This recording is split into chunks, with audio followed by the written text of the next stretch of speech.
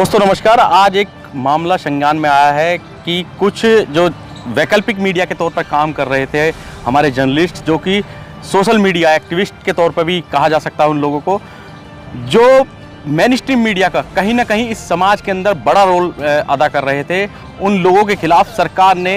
ये कहिए कि एक षड्यंत्र के तहत उन्हें फंसाना शुरू कर दिया है। कुछ लोग ऐसे हैं जिनको अभी जल्दी में नोटिस जारी किए गए हैं गंभीर धाराओं के तहत, और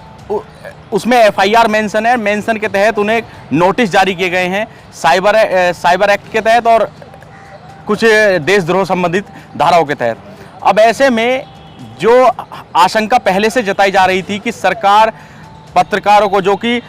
सोशल रिफॉर्म पर मतलब काम कर रहे हैं बड़े पैमाने पर, डिजिटल मीडिया, जो कि हमने एक संगठन अपना बनाया हुआ था डिजिटल मीडिया जर्नलिस्ट एसोसिएशन, हमने ये पहले ही बताया था कि ये संगठन इसलिए ज़रूरी है और जो ऐसे लोग हैं, जो ऐसे पत्रकार हैं जो वैकल्पिक मीडिया के तौर पर काम कर रहे हैं, उनको साथ आना चाहिए, एक यूनिटी बना के रखना चाहिए, क्योंकि कभी भी सरकार अपने मंसूबे इन पत्रकारों पर अख्तियार कर लेंगी। और उसी का एक जीता जागता उदाहरण जो है वो अब सामने आने लगा है। कुछ जो पत्रकार हैं जो डिजिटल मीडिया यानी कि जो सोशल मीडिया पर अपने चैनल चलाते हैं, यूट्यूब चैनल कर या पोर्टल के द्वारा, उनको अब सरकार की द्वारा फंसाया जा रहा है, उन पर मुकदमे लगाए गए हैं। अब ऐसे में कुछ लोग हमारे संपर्क में आए हैं जिन्होंने दिखाया कि कुछ जो नोटिस हैं ये हमारे पास भेजे गए हैं और उसमें कुछ गंभीर धाराएं भी हैं। तो हम ये उम्मीद करते हैं कि जिन लोगों को ये नोटिस मिला है वो लोग आए, अपने बारे में हमारे साथ या तो संपर्क करें या फिर सोशल प्लेटफॉर्म के द्वारा किसी न किसी माध्यम से हमसे बात करने की कोशिश करें, जिससे कि आगे उनकी जो ये लड़ाई है, या यूँ कहें कि इस मुकदमे में जो जिस तरह की आगे की कार्रवाई होगी उसमें हम कुछ आपकी सहायता कर सकें। उसके लिए आप हमारे से संपर्क कर सकते हैं। डिजिटल मीडिया जर्नलिस्ट एसोसिएशन आपके साथ खड़ा हुआ है और इसमें कतई भी आप निराश ना हो, डरने की कोई ज़रूरत नहीं है। इन सब चीज़ों से ये सब चीज़ें फेस करनी पड़ती हैं जब आप सोशल रिफॉर्म पर काम करते हैं। मेरे साथ डिजिटल मीडिया जर्नलिस्ट एसोसिएशन के प्रेसिडेंट हैं बलविंदर जी, वो भी अपनी बात रखेंगे और लोगों से हम अपील करते हैं कि अगर कुछ गलत है तो उस पर बात की जाएगी कि आखिर ऐसा है क्या उन वीडियो में जो उन पर इस तरह की कार्रवाई की गई है। अगर वाकई में कुछ ऐसा गलत है तो वो जाहिर तौर पर उन वीडियो को हटाया भी जा सकता है, लेकिन इतनी गंभीर धाराओं, क्या इतना सब कुछ था देश में और बाकी जो एक तबका है, जो दूसरा धड़ा है, उस तरफ भी कुछ कार्रवाई होनी चाहिए थी, लेकिन एक तरफा जो कार्रवाई की गई है वो बहुत निंदनीय है और हम इनकी निंदा करते हैं। और ऐसे में जो डिजिटल मीडिया जर्नलिस्ट एसोसिएशन है वो पुरजोर कोशिश कर रहा है कि उन लोगों के साथ हमेशा कंधा से कंधा मिलाकर खड़ा रहेगा और आगे जो एक कार्रवाई होगी हम उस पर जल्द जाकर जो इसके नोडल ऑफिसर हैं उनसे बात करेंगे और उनसे इस बारे में जानकारी लेंगे कि आखिर कुछ लोगों को टारगेट क्यों किया जा रहा है और कुछ को जो नोटिस भेजने का कारण क्या है, इसके पीछे की वजह जानने की कोशिश करेंगे और उसके बाद जो आगे की लीगल जो कार्रवाई है वो हम संगठन के माध्यम से करेंगे। मेरे प्रेसिडेंट हैं वो अब आपसे बात करेंगे। आप सभी को क्रांतिकारी जय भीम। लगातार देश में हर व्यक्ति की आवाज़ बनकर सोशल मीडिया उभरा और सच के साथ खड़ा रहा। जहां एक तरफ चाहे प्रिंट मीडिया रहा हो और चाहे इलेक्ट्रॉनिक मीडिया रहा हो, उस पर दबाव बना रहा, सरकार दबाव बनाती रही, लेकिन निष्पक्ष तरीके से हर गरीब की, हर पीड़ित की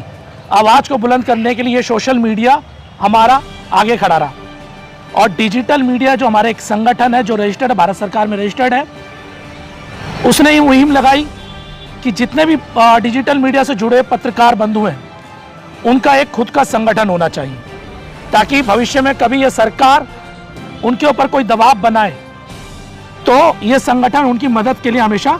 खड़ा रहे अपने पत्रकार बंधुओं की। और जिस बात का मैं अंदेशा था वही अंदेशा पूरा होने लगा है। जैसा कि अभी आप जानते होंगे, सुप्रीम कोर्ट में अभी मेन स्ट्रीम मीडिया का एक केस चला जिसमें एक हलफनामा दिया गया, जिसके अंतर्गत ये कहा गया कि देश की शांति के लिए जो सबसे बड़ा खतरा इस समय दिखाई दे रहा है वो डिजिटल मीडिया को बताया गया, जबकि केस मेन स्ट्रीम मीडिया का था। तो कहीं ना कहीं ये क्लियर था कि सरकार की तरफ से कहीं ना कहीं जो डिजिटल मीडिया से जुड़ के सरकार के गलत नीतियों का विरोध कर रहे हैं और लोगों को बता रहे हैं सच्चाई को, उनकी आवाज़ को कैसे दबाया जाए, ये हमने देखने को मिला। तो आज इसी तरीके से ये लोगों ने कोशिश की है कि मैं कहूँ डिजिटल मीडिया से जुड़े हुए जो पत्रकार हैं उनके ऊपर एफआईआर की जाए सरकार की तरफ से। और जैसा कि आपने सुना भी होगा कि अभी एडीएम जो थे, अगर आपको याद हो अभी पीछे हाथरस वाली घटना में, वहाँ पर एक प्रेस विज्ञप्ति भी दी गई थी जिसके अंतर्गत कहा गया था कि जो सोशल मीडिया से जुड़े पत्रकार हैं उनमें 106 पत्रकारों को नोटिस जारी किया गया है। लेकिन मैं आपको बता दूं उनको नोटिस नहीं, एफआईआर भी साथ में जोड़ के दी गई है। इसी तरीके से हमारे कुछ साथियों के पास भी ये कंप्लेंट आई है, यानी ये एफआईआर उनके नाम पे भी दर्ज हुई है जिसकी हमें जानकारी मिली। तो हमने फैसला किया है देश भर में कहीं भी यदि डिजिटल मीडिया से जुड़े हुए पत्रकारों के ऊपर एफआईआर दर्ज होगी तो digital media and journalist association उसका पुरजोर विरोध करेगी। और साथ में चाहे कानूनी लड़ाई हो या सरकारी लड़ाई हो या सरकार के खिलाफ भी लड़ना पड़ा या सरकार से बात करके इस बात को मनवाना पड़े, तो हम लोग आप लोगों के साथ खड़े हैं। यदि आपके खिलाफ, मैं पत्रकार बंधुओं से कहना चाहता हूं, यदि आपके खिलाफ भी कोई एफआईआर दर्ज हुई है तो आप हम लोगों से संपर्क करें। हमारा जो संपर्क नंबर है वो आपके स्क्रीन पर इन पत्रकार बंधुओं के माध्यम से आपको मिल जाएगा और किसी को भी कतई डरने की जरूरत नहीं है। मैं आपको आश्वासन देता हूं, जब तक digital media and journalist association है तब तक किसी भी पत्रकार बंधु जो डिजिटल मीडिया से जुड़ा हुआ है वो किसी के सामने घुटने नहीं टेकेगा, वो किसी भी हालत में झुकाव नहीं मानेगा। वो स्वतंत्र है, पत्रकारिता स्वतंत्रता पत्रकारिता ही करेगा। और सरकार जो दबाव बनाने की कोशिश कर रही है तो उनको चेतावनी दे रहे हैं कि आप ये ओछी राजनीति करना बंद कीजिए। कुछ लोग सच्चाई को दिखा रहे हैं तो उन्हें दिखाने दीजिए। और इसीलिए आप लोगों से आग्रह कर रहा हूं कि ज़्यादा से ज़्यादा आप लोग भी सहयोग कीजिए और ये वीडियो उन हर व्यक्ति तक पहुंचेगी, उस पत्रकार बंधु तक पहुंचनी चाहिए जिस पत्रकार बंधु जो सोशल मीडिया के साथ जुड़ा हुआ है वो भी हमारे साथ जुड़े, हमारी इस मुहिम में जुड़े। इसी के साथ आप सभी से मैं हाथ जोड़ के विनम्र निवेदन करूंगा। अंत में सिर्फ इतना कहूंगा कि digital media and journalist association आपके साथ खड़ा है और वो किसी भी हालात में, चाहे सरकार हो या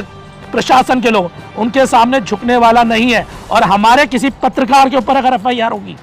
तो साहब, अगर हम आंदोलन समाज के बना सकते हैं तो खुद के लिए भी खड़ा कर सकते हैं। उसके बाद यदि कोई आंदोलन खड़ा होता है तो उसके जिम्मेदार सरकार और प्रशासन खुद होगा, हम नहीं होंगे। और अब हमारे महासचिव जी आखिरी में कुछ कहेंगे। धन्यवाद। प्रेसिडेंट साहब ने जो बात कही वो बहुत गंभीर तरीके से रखी गई बात है। अब ऐसे में एक मेरी छोटी सी अपील उन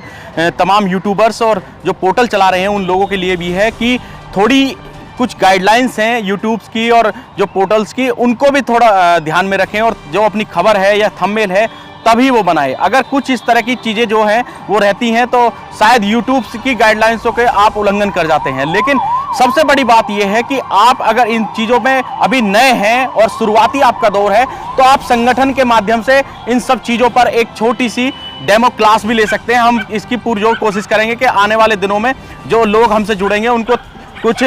डेमो क्लासेस दी जाएं कि वो किस तरह से जो संगठन है, संगठन के लोग जो यूट्यूबर्स हैं उनको किस तरह से बताएं कि अपना थंबनेल बनाया जाए या फिर किस तरह से गाइडलाइंस के तहत अपनी खबर को बनाया जाए। हम इसकी बड़ी एक तैयारी कर रहे हैं और हम कोशिश कर रहे हैं, लेकिन हाँ, हम गलत किसी के साथ नहीं होने देंगे। जैसा कि अभी बलविंदर जी ने कहा कि अगर सरकार उन वैकल्पिक मीडिया के जो तमाम पत्रकार कहिए या सोशल एक्टिविस्ट कहिए उनके खिलाफ अगर कुछ ऐसा करती है, इस तरह की कार्रवाई करती है, तो संगठन उन तमाम एक्टिविस्ट के साथ खड़ा है, उन तमाम पत्रकारों के साथ खड़ा है। और हम इसी सब बात के रखते हुए, अपनी बात को रखते हुए आगे कोशिश करेंगे कि जो लोग हमसे संपर्क करना चाहते हैं वो अपनी स्क्रीन पर जो नंबर दिए गए हैं उन पर बात कर अपनी बात रख सकते हैं, हमसे संपर्क कर सकते हैं। इसी सब बात के साथ मैं धन्यवाद करना चाहूँगा।